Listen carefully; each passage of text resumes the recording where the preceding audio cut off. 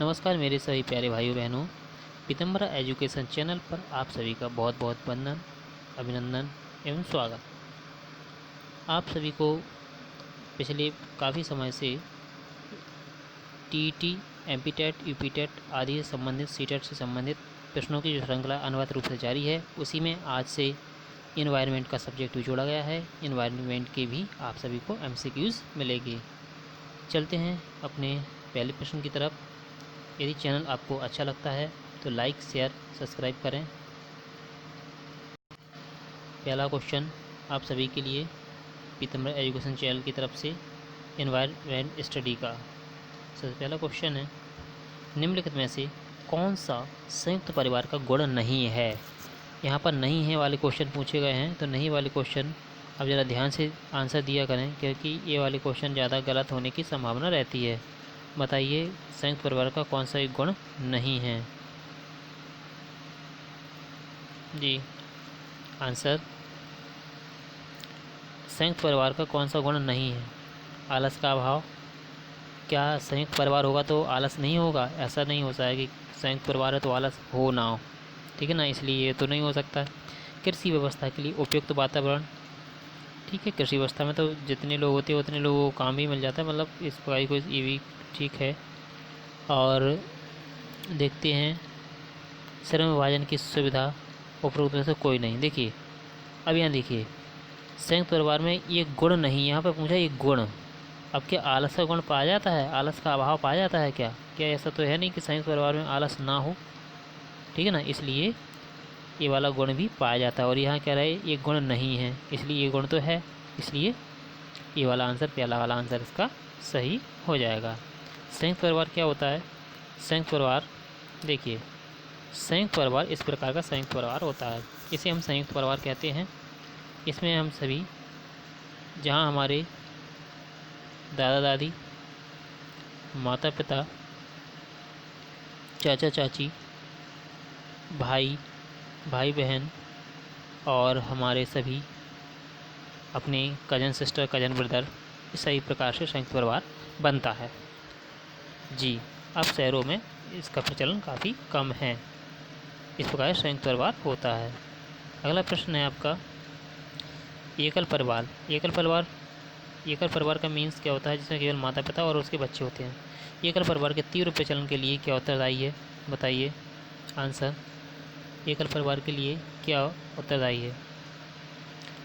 देखिए साहब, जो एकल, संयुक्त परिवार में तो सभी लोग साथ में रहते थे, लेकिन एकल परिवार के लिए उत्तरदायी कारण क्या होना चाहिए? इसके लिए बिल्कुल लगातार आंसर आ रहे हैं, बहुत अच्छा है। एकल परिवार के लिए तीव्र क्या है कि आप लोगों को अगर आंसर दे रहे हैं, जितना प्रयास करेंगे उतना ही आप में निखार आएगा, इसलिए प्रश्न को उत्तर आप अपनी कॉपी पेंसिल पर देते रहें। मुझे उम्मीद है कि आप लोग ऐसा कर भी रहे होंगे। एकल परिवार के लिए तीव्र प्रचलन के लिए क्या उत्तरदायी है? महंगाई, जनसंख्या, कलाई की संभावना की कमी, सभी। इसके लिए सभी आंसर सही होगा, क्योंकि एकल परिवार के तीव्र प्रचलन, एकल परिवार का प्रचलन क्यों बढ़ रहा है? क्यों आदमी लोग, जो व्यक्ति हैं अपने एकल परिवार में, कम परिवार में, अर्थात माता पिता और उसके भाई, माता पिता और अपने बच्चों के साथ ही रहे, मतलब खुद स्वयं मम्मी पापा अर्थात अपने बच्चे और जो दो दंपति होते हैं वो आपस में बस इतने ही लोग रहना चाहते हैं। क्यों? क्योंकि आजकल महंगाई भी बढ़ गई है, बिल्कुल सही बात है।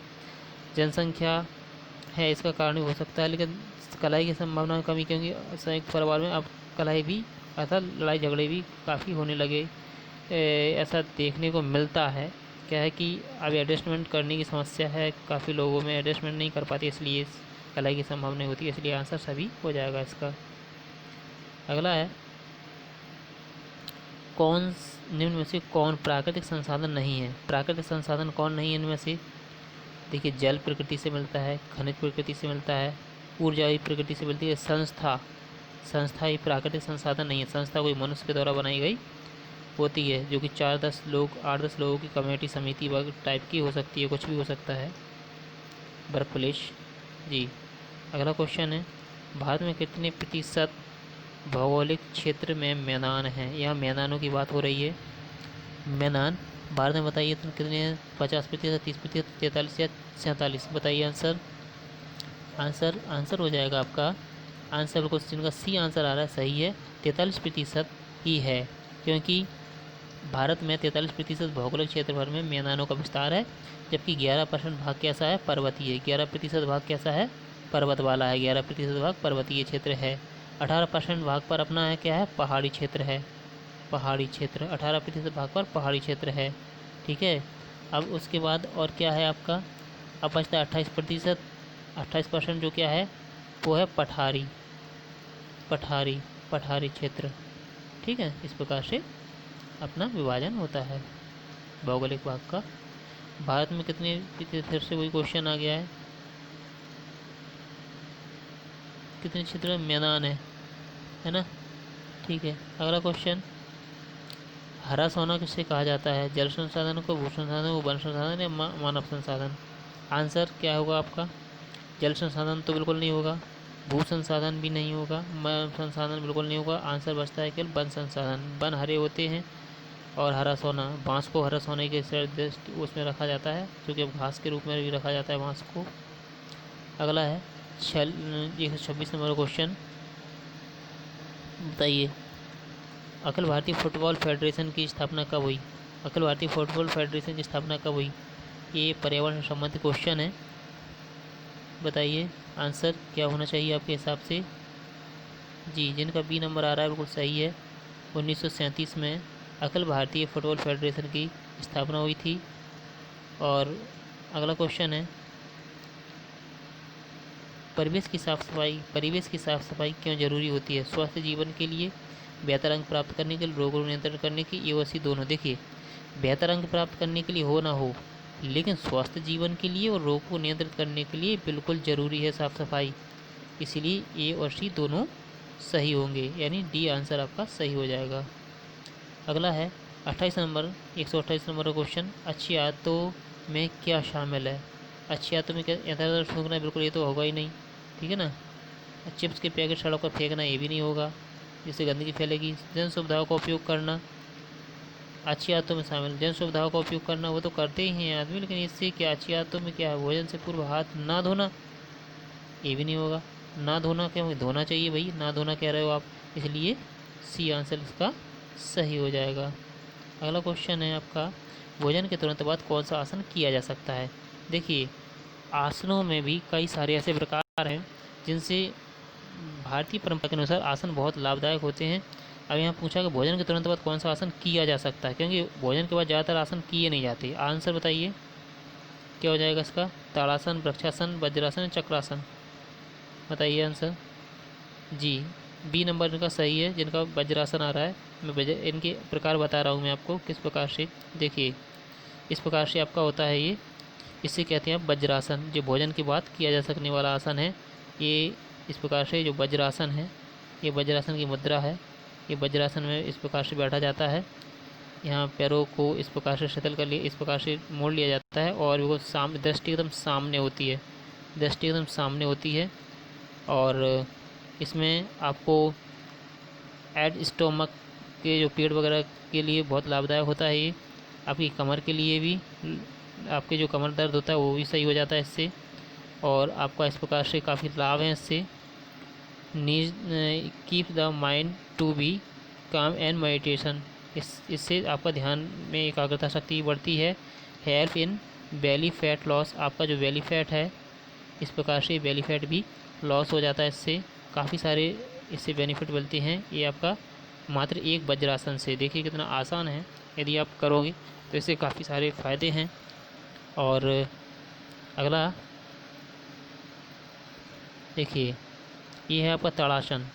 ताड़ासन से क्या होता है, जो ताड़ासन होता है इससे योगा फॉर हाइट ग्रोथ, इससे जिन जिन लड़कियों की हाइट या जिन लड़कों की हाइट कम है वो ताड़ासन करें तो इससे ऊंचाई बढ़ती है, ऊंचाई बढ़ती है। ठीक है ना, इस प्रकार से ताड़ासन इस प्रकार से होता है। अगला क्वेश्चन है, वृक्षासन करने से क्या लाभ हैं, बताइए 130 का। जी, 130 नंबर का, जी बिल्कुल, क्या लाभ हैं, डी, इसका डी आंसर जिनका आ रहा सही है। वृक्षासन से एकाग्रता बढ़ती है, शरीर का संतुलन भी सुधरता है और रक्त परिसंचरण भी सुधरता है। वृक्षासन का देख लेते हैं। ये है वृक्षासन। ये वृक्षासन में इस प्रकार से खड़े होते हैं। देखिए मैं आपको इस प्रकार से बता दे रहा हूँ, 1 मिनट, मैं आपको पूरी पोजीशन ही बता दे रहा हूँ वृक्षासन की। 1 मिनट। देखिए इस प्रकार से इस मुद्रा में खड़े होते हैं वृक्षासन में, इस प्रकार से, और इस नी को अपने यहाँ पर जो पैर है, पैर यहाँ पर अपना लगा लेते हैं और इस प्रकार से इस पैर को एक पैर से खड़े होते हैं और एक वृक्ष की भांति एक पूरा शेप बन जाता है। इससे जो आपको फ़ायदे होते हैं वो देखिए क्या होते हैं। यहाँ देखिए ये लिखा हुआ है, strength has the hips and pelvic region. जो आपको इस प्रकार से आपकी हिप्स वगैरह, पाल्विक रीजन वगैरह यहाँ पे आपको रिलैक्स मिलेगा और आपके जो नीचे टोंग्स द लेग मसल्स, आपके जो मसल्स है यहाँ पे, ये मसल्स दिखाई दे रहे हैं, इनको भी लाभ होता है इससे। और इससे आपको प्रोमोट्स बैलेंस, आपको बैलेंस बनाने की क्षमता भी बढ़ जाती है और इम्प्रूव पोस्चर, आपका पोस्चर भी एकदम सही हो जाता है। Help built focus on the concentration, आपकी ध्यान शक्ति या फिर एकाग्रता भी इस आसन से बढ़ जाती है। इसलिए आपको भी सलाह दी जाती है कि विद्यार्थी जीवन में इस प्रकार के आसन, विद्यार्थी क्या सभी को करने से लाभ होता है। और मेरे प्यारे भाइयों बहनों, ये है आपका चक्रासन। इसे कहते हैं चक्रासन। ये चक्रासन है। इससे कमर क्या होती है, लचीली बनती है, पेट के लिए काफ़ी लाभदायक होता है और भी अन्य इससे फ़ायदे होते हैं। इस प्रकार से चक्र के समान आकृति बनाना ये चक्रासन कहलाता है। आशा करते हैं ये आसन आपको समझ में आए होंगे और आप भारतीय योगा दर्शन का लाभ देंगे। भारतीय जो योगा है इसे विश्व में अपना भी रहा है। योगा दिवस, अभी योग दिवस निकल चुका है अभी, तो इस प्रकार से आप भी इन सभी का लाभ उठाएंगे और स्वस्थ रहेंगे, ऐसी ईश्वर से कामना है और आप सभी से उम्मीद भी करते हैं। अगला क्वेश्चन है, हिंदुस्तान स्टील लिमिटेड राउरकेला किस देश के सहयोग से स्थापित किया गया है? बताइए। 32 का देखिए ये है जी, बताइए। 32 का बी वो सही है, जर्मनी से है। ये जर्मनी से सहयोग से लिया गया था। इसमें हिंदुस्तान स्टील लिमिटेड राउरकेला, ठीक है ना, ये बना हुआ है। इसमें क्या है, ये जर्मनी से सहायता प्राप्त है। इसकी स्थापना दूसरी पंचवर्षीय योजना के दौरान जर्मनी के सहयोग से की गई थी। अगला क्वेश्चन है, निम्नलिखित में से कौन सा युग्म ठीक है नहीं है? यहाँ नहीं वाला बात पूछिए। नहीं वाले क्वेश्चन ज़्यादातर गलत होते हैं, इसलिए ध्यान दिया करो। नहीं वाले क्वेश्चन जहाँ पर हो अलर्ट हो जाया करो आप सभी। जी बताइए। देखिए, जूट से रेशमी वस्त्र बनते हैं क्या? चलो ऑप्शन देखते ही साथ गलत हो गया। गन्ना से चीनी बनती है और अब्रक से विद्युत के उपकरण बनते हैं, लेकिन जूट से रेशम के वस्त्र कभी नहीं बनते हैं। इसके बाद अगला क्वेश्चन है, रात का खाना लेने का सही समय क्या होना चाहिए? भाई कितने समय खाना लेना चाहिए अपन को? खाना खाना चाहिए उसके बाद नहीं? बताइए। 33 का जी, 6 से 9 बजे तक हमें खा लेना चाहिए। हर हाल में खाना 6 बजे से 9 बजे तक के बीच में। मैं तो कहता हूँ 8 तक ही सही है, लेकिन 9 बजे तक सही माना जाता है। खाना खाने का सही समय क्या होता है? 6 से 9 बजे तक हमें खा लेना चाहिए। जिनका बी आंसर आ रहा है वो सही आ रहा है। क्यों ऐसा क्यों है? क्योंकि इससे आपको भोजन को पचाने में काफ़ी सारा समय मिल जाता है, जिससे आपका हाजमा सही रहेगा। अगला क्वेश्चन है, भारी जल प्राप्त किया जाता है। भारी जल कहाँ से प्राप्त किया जाता है? बताइए आंसर, बताइए। अधिक समय तक जल के विद्युत अपघटन से, या जल में भारी लवण घोलकर, या जल के आशुवन से, या जल में CAMG की अशुद्धि को पृथक करके। बताइए आंसर। जी ये आंसर बिल्कुल सही है। जिनका ये आंसर आ रहा है बिल्कुल सही है। अधिक समय तक जल में विद्युत अपघटन से भारी जल प्राप्त किया जाता है। भारी जल का प्रयोग क्या होता है पता है ना आपको? भारी जल के ड्यूटीरियम, भारी जल को हम ड्यूटीरियम नाम से भी जानते हैं, ठीक है ना। किस नाम से? ड्यूटीरियम नाम से भी जाने जाते हैं। और यह हाइड्रोजन का समस्थानिक है, ठीक है। नाभिकीय रिएक्टरों में मंदक के रूप में इसका प्रयोग किया जाता है। मंदक किसका रूप में कर दिया? मंदक के रूप में नाभिकीय रिएक्टरों में इसका प्रयोग हम करते हैं। अगला क्वेश्चन, पर्यावरण अध्ययन में किसी शिक्षक के लिए कक्षा में हाल ही में हुई चर्चा के विषय में कौन सा तथ्य सबसे ज़्यादा ध्यान देने योग्य है, बताइए। ऑप्शन ए, विद्यार्थी सीधे अपने सह विद्यार्थियों से प्रश्न करने लगे थे, या फिर 1 मिनट में से जी, अब आपको पूरा प्रश्न दिखाई दे रहा होगा। पर्यावरण अध्ययन के शिक्षक के लिए कक्षा में हाल ही में हुई चर्चा के विषय में कौन सा तथ्य सर्वाधिक ध्यान देने लायक है, बताइए। सीधे ही अपने सह विद्यार्थियों से प्रश्न करने लगे, या फिर विद्यार्थियों से अपने सह विद्यार्थियों को बीच बीच में टोकना शुरू कर दें। कोई भी विद्यार्थी दूसरे विद्यार्थियों से पूर्ण रूप में सहमत नहीं था, या फिर विद्यार्थियों ने सह अभ्यर्थियों की बात सुनने से बिल्कुल मना कर दिया था। बताइए 36 का आंसर क्या आना चाहिए आपका। जी, ये नंबर जो इनका ये नंबर निकल कर आ रहा है सामने, बिल्कुल सही आ रहा है ये नंबर बिल्कुल सही है।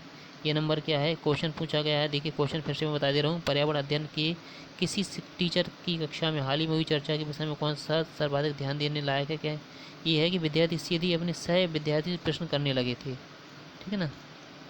अगला आपके सामने क्वेश्चन है, अगला प्रश्न है, प्राथमिक स्तर पर पर्यावरण अध्ययन की पाठ्यपुस्तक निम्न में से कौन सी विशेषता नहीं होनी चाहिए। नहीं की बात कर रहे हैं, यहाँ पे ध्यान दीजिए, नहीं की बात कर रहे हैं तो ध्यान से क्वेश्चन पढ़ लिया करो आप, क्योंकि क्वेश्चन अगर ध्यान से नहीं पढ़ोगे तो आपके आंसर गलत हो जाएंगे। बताइए आंसर। जिनका सी आंसर आ रहा है बिल्कुल सही है, जिनका सी आंसर आ रहा बिल्कुल आंसर सही है 37 नंबर का। क्योंकि परिभाषाओं की अमूर्त जो होता है ना, परिभाषा में अमूर्त अवधारणाओं को व्याख्या करने पर ध्यान केंद्रित करना प्राथमिक स्तर पर पर्यावरण अध्ययन की पाठ्यपुस्तक की विशेषता नहीं होना चाहिए, ठीक है ना। अगला क्वेश्चन है, 1 मिनट, अगला क्वेश्चन है आपका। अगला क्वेश्चन है, पर्यावरण शिक्षा के उद्देश्यों की प्राप्ति के लिए पाठ्यचर्या किन बातों पर आधारित होनी चाहिए। 38 नंबर का क्वेश्चन, बताइए। पर्यावरण के विषय में अधिगम के पर्यावरण के द्वारा अधिगम, या पर्यावरण के लिए अधिगम, या सभी। बताइए आंसर 38 नंबर का। जी, जिनका डी है एकदम परफेक्ट आंसर है। पर्यावरण शिक्षा के उद्देश्य की प्राप्ति के लिए हमें किन बातों पर पाठ्यचर्या की किन बातों पर ध्यान होना चाहिए। देखिए पर्यावरण के विषय को अधिगम, ठीक है, पर्यावरण के द्वारा अधिगम, पर्यावरण से भी सीखा जाता है, पर्यावरण के लिए अधिगम, पर्यावरण के लिए भी सीखते हैं, इसलिए आंसर उपयुक्त में सभी आ जाएगा। अगला क्वेश्चन है, निम्नलिखित में से क्या पर्यावरण शिक्षा का लक्ष्य है। क्या पर्यावरण शिक्षा का लक्ष्य है, बताइए। 3 ऑप्शन को, पहले 3 ऑप्शन ध्यान से पढ़िए। पर्यावरण शिक्षा का लक्ष्य क्या होना चाहिए, पर्यावरण शिक्षा का लक्ष्य क्या होना चाहिए। बच्चों को वैज्ञानिक जानकारी का विस्तार, या फिर बच्चों को उनके परिवेश का महत्व समझाना, या फिर पर्यावरण संरक्षण के महत्व को बच्चों को अवगत कराना, या फिर सभी। बताइए आंसर आना चाहिए डी, बिल्कुल सही है। हमें बच्चों को वैज्ञानिक जानकारी का विस्तार होता है इससे, और बच्चों को उनके परिवेश का महत्व भी समझते हैं बच्चे, और पर्यावरण के संरक्षण के महत्व को बच्चों को अवगत कराना चाहिए। अगला क्वेश्चन है, पर्यावरण अध्ययन की कक्षा में बच्चों को स्वयं सीखने योग्य बनाने और अवलोकन कौशलों को तीक्ष्ण करने के लिए क्या किया जाता है। ऑप्शन ये रहे आपके चारों ऑप्शन, बताइए। कक्षा में सरल प्रयोग और निर्देश दिए जा सकते हैं। उच्च कक्षाओं में क्या किया जा सकता है, इसका अनुरक्षण किया जा सकता है। कक्षा में अनुशासन को सुनिश्चित करके किया जा सकता है, फिर बच्चों द्वारा पूछे गए प्रश्नों पर आधारित विचारों के आधार पर किया जा सकता है। क्या आंसर होगा, बताइए। 140 का, इनका ये आंसर है, बिल्कुल सही है। कक्षा में सरल प्रयोग और निर्देश दिए जा सकते हैं। अगला क्वेश्चन है आपका। जी, मैं पेन टू फिट कर दूं, ओके, चलिए कर दिया। बताइए अब,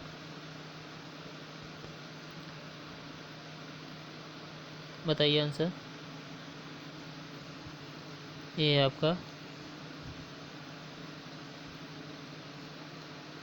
क्वेश्चन कि अतिरिक्त निम्नलिखित से पर्यावरण अध्ययन पढ़ाने की विधियाँ हैं। सहयोगात्मक अधिगम, निर्देश खोज, व्याख्यानों के द्वारा स्पष्ट करना, या फिर समस्या समाधान। बताइए 42 नंबर का। जी, डी आंसर को सही है। समस्या समाधान के अलावा निम्नलिखित में से पर्यावरण अध्ययन पढ़ाने की विधियाँ हैं। समस्या समाधान के अलावा ये सभी की सभी क्या हैं, विधियाँ हैं, ठीक है ना। ये समस्या समाधान कोई विधि नहीं है। आपके लिए मोटिवेशनल कोट्स, देखिए, हार की परवाह करने वालों को जीत नसीब नहीं होती है, बिल्कुल सही है। अगर हम किसी चीज़ से अगर ये इस प्रकार से डरने लगे कि यार जाने क्या होगा, हार जाएंगे हार जाएंगे हार जाएंगे, तो फिर क्या मन उसी प्रकार से काम करने लगता है। इसलिए हार की परवाह नहीं करके अपना काम आगे करना चाहिए। तो हार की परवाह करने वालों को हार की परवाह करने वालों को जीत नसीब नहीं होती, इसलिए हार की परवाह नहीं करना चाहिए हमें। अगला क्वेश्चन है, बताइए। अगला क्वेश्चन आपके सामने आ गया। पर्यावरण अध्ययन के शिक्षण में मूल्यांकन के लिए प्रयोगात्मक परीक्षणों का महत्व है। क्या है? बच्चे के व्यवहार की जांच करना है, बच्चे में सृजनात्मकता का मूल्यांकन करना, बच्चे की रचनात्मकता क्षमता की जांच करना, या फिर चौथा क्वेश्चन है सभी। बताइए 43 का। जी बिल्कुल आ रहे होंगे आपके क्वेश्चन, समझ सकते हैं जी। जिनका ऑप्शन 4 आ रहा सभी बिल्कुल सही है आंसर। चौथा नंबर इसका चौथा ऑप्शन सभी सही है, क्योंकि बच्चे के व्यवहार की जांच भी करता है। प्रयोगात्मक परीक्षणों में बच्चों की व्यवहार की जांच भी होती है, सृजनात्मकता का मूल्यांकन भी करते हैं और रचनात्मक क्षमता की जांच भी की जाती है। अगला क्वेश्चन है, शिक्षण सहायक सामग्री का लाभ क्या है? बताइए। इससे पाठ सरल रोचक हो जाता है, मनोरंजक बन जाता है। इसके प्रयोग से बालकों को पाठ रुचि के प्रति प्रकाश होता है। इसके प्रयोग से शिक्षा में कुशलता आती है, या उसमें सभी। जिनका चौथा आंसर है बिल्कुल सही है, क्योंकि इससे सहायक सामग्री से पाठ रोचक भी बनता है, मनोरंजक भी बन जाता है। बालकों को पाठ याद करने में उनकी रुचि भी बढ़ जाती है, और उनके जो प्रयोग से यानी सहायक सामग्री प्रयोग से शिक्षण में कुशलता भी आती है। अगला क्वेश्चन है, प्राथमिक स्तर पर पर्यावरण अध्ययन। प्राथमिक स्तर पर पर्यावरण अध्ययन के आकलन में निम्नलिखित में कौन सा संकेत उपयुक्त नहीं है? कौन सा उपयुक्त नहीं है बताइए। 45 नंबर का बताइए जी। ये आंसर बिल्कुल सही हो जाएगा। स्मरण रखना ये नहीं है। पर्यावरण अध्ययन के आकलन में अरे स्मरण रखना कोई आकलन थोड़ी है भाई। प्रश्न पूछना, न्याय के प्रति, समानता के प्रति चिंता, सहयोग आदि ठीक, लेकिन स्मरण रखना कोई बात नहीं होती है। अगला है, ग्रामीण क्षेत्रों में गाय गोबर से मिट्टी, घरों की दीवारों, फर्श को लीपा जाता है। क्यों लीपा जाता है भाई? फर्श को प्राकृतिक रंग देने के लिए, कीड़ों को दूर रखने के लिए, चिकना और साफ बनाने, खुरदरा बना घर्षण बढ़ाने के लिए। बताइए किसके लिए आंसर हो जाएगा? जी बी आंसर इनका आ रहा है वो सही है। ये आपका इस प्रकार से हम फिनाइल से घर में अपन या फिर और कीटनाशक जो ही इस्तेमाल करते हैं ना, उसी प्रकार से गोबर का जो कच्चे फर्श हैं गोबर के द्वारा लीपा जाता है, तो कीड़ों को दूर रखने के लिए इसका प्रयोग किया जाता है ग्रामीण क्षेत्रों में। नालकों की स्थापना किस देश के सहयोग से की गई? 47 नंबर का क्वेश्चन है, बताइए जी। आंसर फ्रांस, जिनका फ्रांस सही आए। फ्रांस। नालकों की स्थापना फ्रांस के सहयोग से की गई है। इसका पूरा नाम है national aluminium company limited, NALCO. 7 फरवरी 1991 7 फरवरी 1981 1981 को इसकी स्थापना फ्रांस के सहयोग से की गई थी। वर्तमान में यह कंपनी खनन मंत्रालय के अधीन एक नवरत्न लोक उद्यम है। ठीक है। अगला क्वेश्चन है, इंटीग्रल कोच फैक्ट्री स्थित है। कहाँ पर है integral coach factory? C number Perambur, एकदम सही आंसर है। पेरम्बूर एकदम सही आंसर है इसका, बिल्कुल। अगला क्वेश्चन क्या है, इसमें क्या होता है 1955 में इसका, और बता दूं मैं 1955 में इसकी स्विट्ज़रलैंड के सहयोग से इंटीग्रल कोच फैक्ट्री लगाई गई थी। भारत में सवारी कोचों का निर्माण का यह पहला कारखाना है पेरम्बूर में। अगला क्वेश्चन है, अगला और अंतिम क्वेश्चन, निम्न में से कौन सा जीवाश्म ईंधन है? बताइए। जीवाश्म ईंधन है कोयला, पेट्रोलियम, प्राकृतिक गैस, ये सभी। इसका आंसर बहुत सही होगा, क्योंकि सारे के सारे जीवाश्म ईंधन है।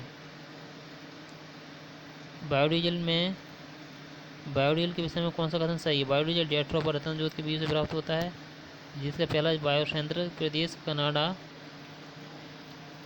में पहला बायोडीजल संयंत्र आंध्र प्रदेश काकीनाडा में लगाया गया। या फिर बायोडीजल कारा, काश या पैगोनिया आदि बीजों से प्राप्त किया जाता है, या फिर सभी। जिनका डी आंसर आ रहा है वो सही है, क्योंकि ये चारों सही हैं। पर्यावरण के वीडियो और लाइक शेयर यदि आपको अच्छा लगे तो करें, वरना आप कमेंट बॉक्स में अपने सुझाव भी भेज सकते हैं। जिनका आप सभी के सुझाव का भी हमें स्वागत है, इंतज़ार है। आप जो भी जिस प्रकार से वीडियो जिस विषय पर चाहते हैं पीताम्बर एजुकेशन चैनल उस प्रकार से वीडियो बनाने की कोशिश करेगा। वो कंटेंट और वो सामग्री जो कि आपके परीक्षा की दृष्टि से अति महत्वपूर्ण है लाने के लिए पूरी प्रयास करेंगे। चैनल यदि अच्छा लगा हो, यदि आपको पाठ सामग्री सहायक हो या फिर आपके कुछ काम में आ सके मेरी जानकारी, तो चैनल को लाइक, कमेंट, शेयर और सब्सक्राइब ज़रूर करें। वरना अगर आपको अच्छा कंटेंट नहीं लगा हो तो डिसलाइक भी कर सकते हैं। Thank you for watching this video. Thank you, tata and bye bye.